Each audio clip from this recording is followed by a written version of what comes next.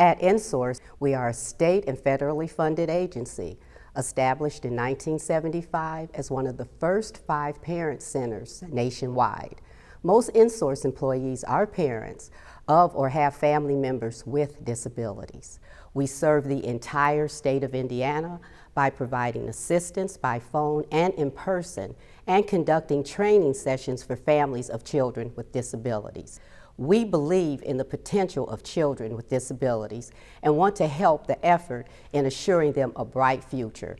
It's important to note that this information is provided for educational purposes of the special education process, and it is not legal advice.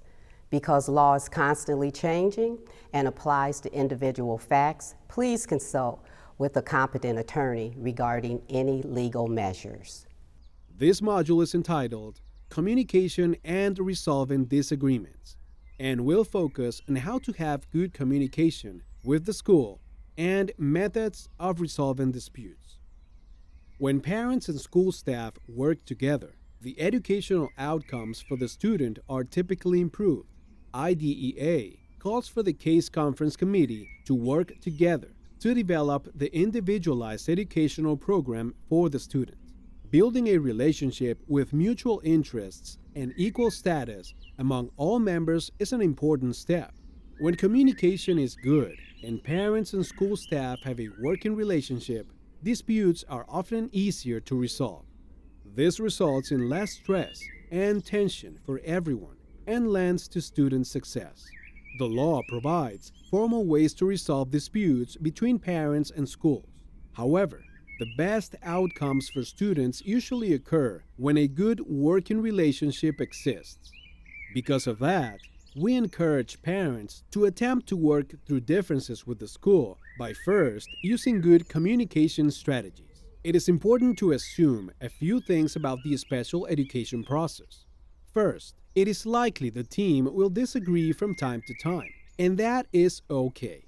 Second, it is important to communicate clearly and openly. Third, we cannot let ourselves get pulled into power struggles. Most importantly, we must stay focused on the student's needs. The following steps are likely to yield effective results for the student.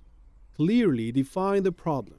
Give thought to what the problem is so that you will be ready to state it clearly and describe how it affects the student. Gather data to support your position, such as a daily assignment papers or notes, student progress reports, and the student's IEP with case conference notes. Meet face-to-face with a key school person when possible. Be prepared to discuss possibilities. List suggestions and have ideas for improvements for the student's services.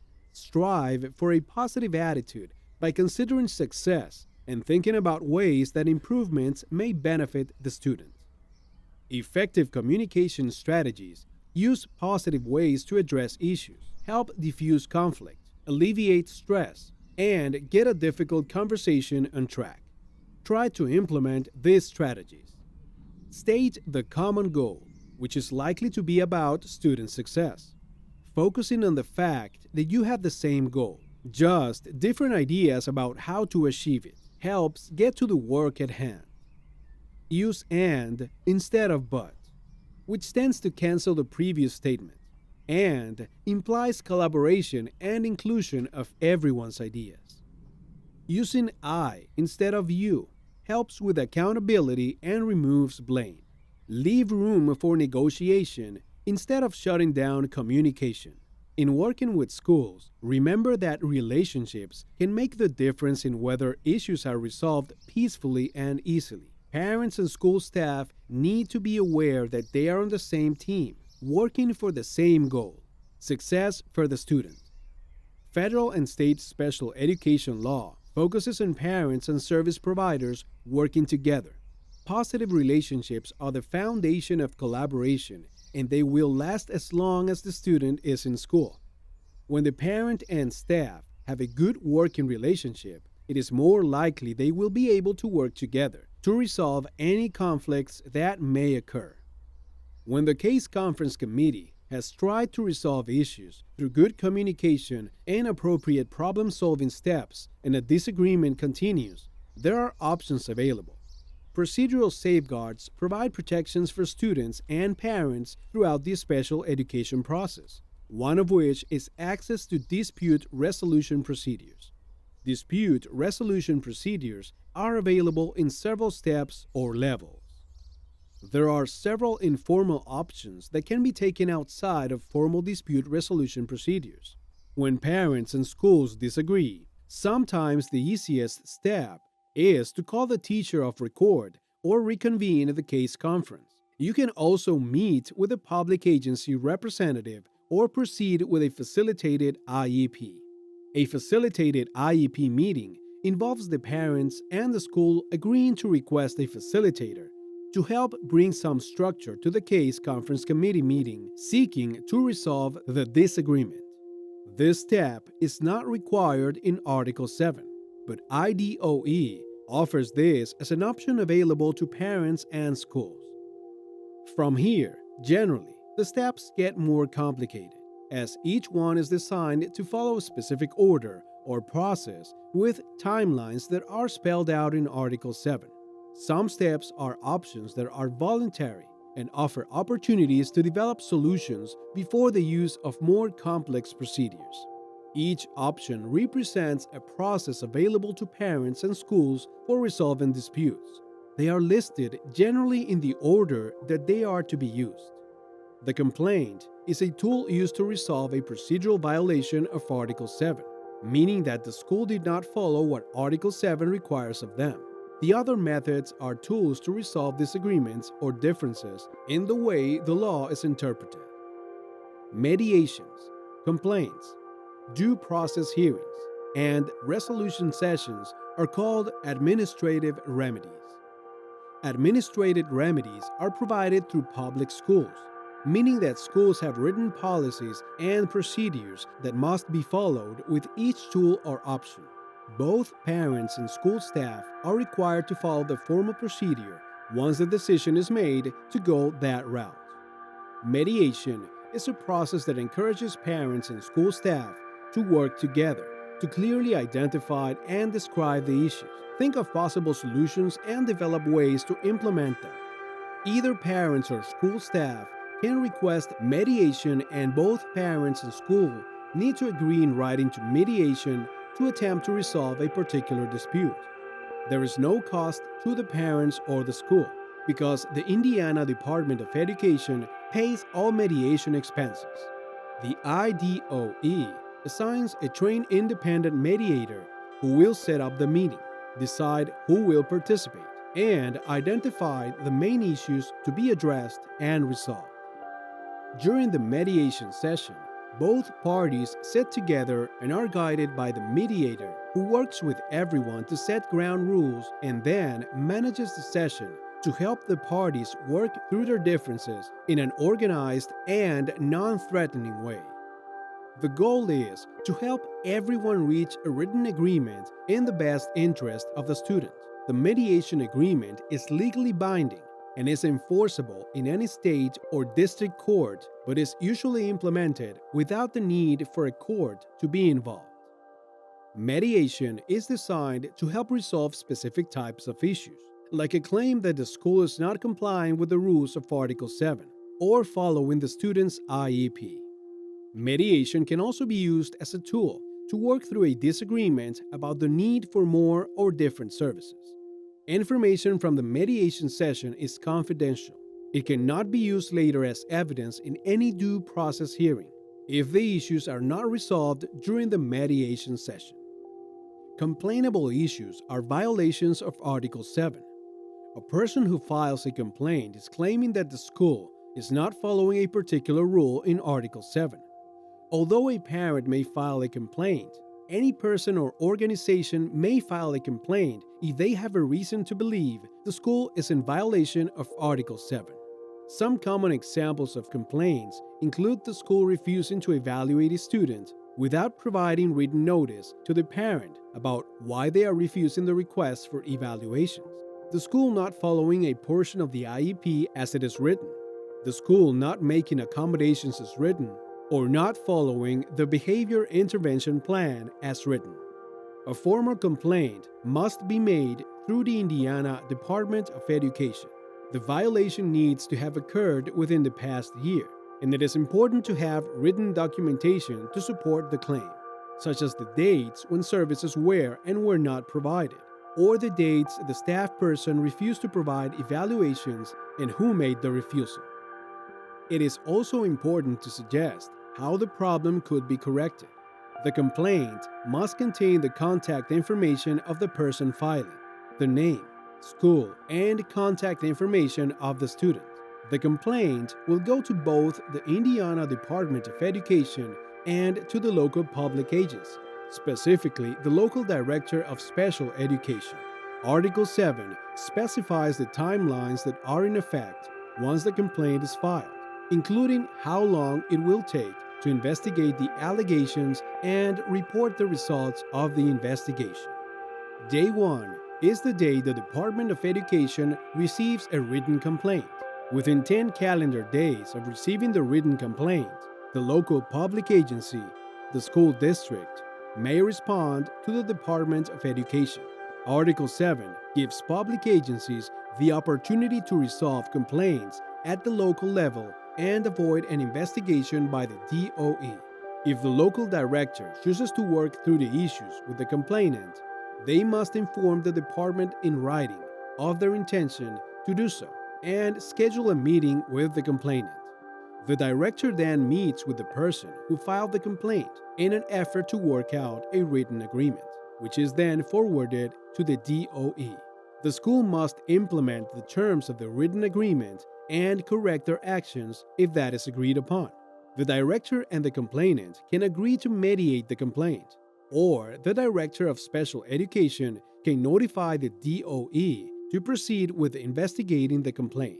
At that point, the DOE assigns an investigator to begin the investigation. The complaint will be investigated by a staff person from the Indiana Department of Education who understands Article 7 and has experience with special education policies and procedures. The complaint investigation gathers information and documentation from both the local school district and the complainant. According to the timelines of Article 7, the investigation is to be completed within 40 calendar days from the date the complaint was received. There will be a written report of the findings, the results of the investigation issued to the complainant and the local school district. If needed, the report will include a corrective action plan that gives the school directions for any changes they need to make. The Department of Education then monitors the district to assure that they make the needed corrections. Article 7 states that failure of the school to comply with the corrective action plan shall result in withholding of funding to them. Both parties receive the results of the investigation, which is a written report, and is called the findings of fact. Either party may ask the Department of Education to reconsider the findings by specifying those areas or issues that need to be reconsidered.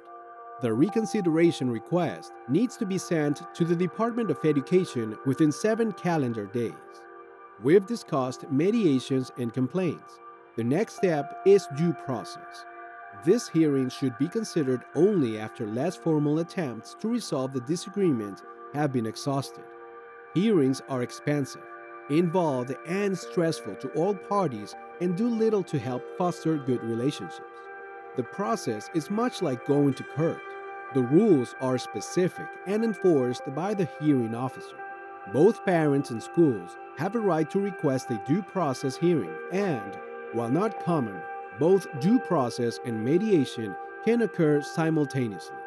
It is important to understand that the schools keep records about the student, and parents need to be prepared to gather accurate records to support their positions. A hearing request form that is available on the Department of Education's website provides specific guidance about how to request a due process hearing. Article 7 requires that the request follow very specific guidelines. Due process hearings are an option when the parent and school disagree about things like evaluation results, interpretation of results, or appropriate services.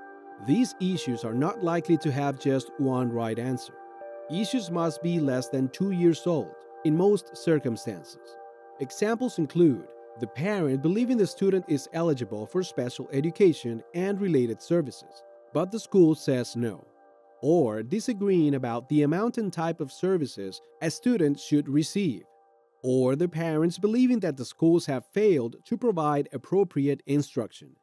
Hearing officers must meet specific training requirements, are administrative law judges, and are qualified to render decisions according to standard legal practice. The hearing officer takes jurisdiction over the hearing process and has responsibility to issue subpoenas, frame and clarify the issues, set the time, date, and location, and select the participants in the hearing. They have the authority to issue rulings and may order a student to an interim alternative educational setting when the hearing is about student discipline. The school has a 10 calendar day timeline to respond to the parent, to inform the parent that the school either understands the issues or needs clarification. The written notice and written response explain the school's actions and position on the issues. The school has a 15 calendar day timeline to convene a resolution meeting to see if the issues can be resolved so that a due process hearing won't be necessary. The resolution meeting is an attempt to avoid what is typically an adversarial process and resolve the issues in the best interest of the student. Parties may agree to mediation instead of resolution meeting, or they may agree in writing to waive the resolution meeting and proceed to a hearing. Article 7 provides specific requirements about the resolution meeting. The use of an attorney is discouraged, and the school may not bring an attorney unless the parent brings an attorney. The purpose of the resolution meeting is for the parents to discuss their request for a hearing and the facts that form the basis for that request. The resolution meeting is not a case conference meeting. The parent and the special education director are the two likely participants. The schools are required by Article 7 to follow specific procedures to assure that the parent participates in the meeting once they have agreed to do so, and to attempt to reach a legally binding written agreement signed by both parties. If the issues are not resolved and a hearing is scheduled, parents need to be aware that the schools will have legal representation with expertise in special education process and law. Parents can represent themselves, but they should be aware that this is a legal proceeding, so parents have a right to hire an attorney. When making that decision, it is wise to seek an attorney with knowledge of special education process and law. While InSource does not provide legal representation, organizations that provide low-cost legal advocacy are listed in the back of procedural safeguards. The parent has rights that are similar to those of a court proceeding: to review all written records before the hearing, to waive witnesses testified on their behalf, and to have those witnesses be separated so that they cannot compare their understanding of the issues before they testify. Based on oral testimony and written evidence, the hearing officer makes legally binding decisions with no room for negotiations between the two parties. The hearing officer is similar to a judge, and the hearing is like a court proceeding without a jury. Article 7 specifies timelines for due process hearings. The hearing officer must conduct the hearing and send a written decision to the parent and the school within 45 calendar days of the date the parent and the school agreed in writing to waive the resolution meeting. A written decision is to be provided on the 30th calendar day following the Department of Education's receipt of notification that the issues were not resolved in mediation or a resolution meeting. The hearing officer's decision is considered final unless there is an appeal. An appeal is a request for an impartial review of a hearing officer's decision. An appeal may be initiated by either party based on the belief that the hearing officer's decision may be biased or illegal. When the appeal process is exhausted, a civil suit may be filed if the decision of the appeal is unsatisfactory to either the parent or the school. This is the most extreme option for parents and is not a commonly used remedy. However, cases can go all the way to the Supreme Court. The special education process requires people to work together as a team for positive outcomes to be achieved. When that happens, everyone wins, especially the student. Thank you for your time, attention, and interest during this time. We hope it's been beneficial. Should you need further information, please contact InSource Central Office. Call us at 800-332-4433. Email us at insource@insource.org. Visit our website at insource.org or like us and follow us on Facebook, Twitter, and Instagram.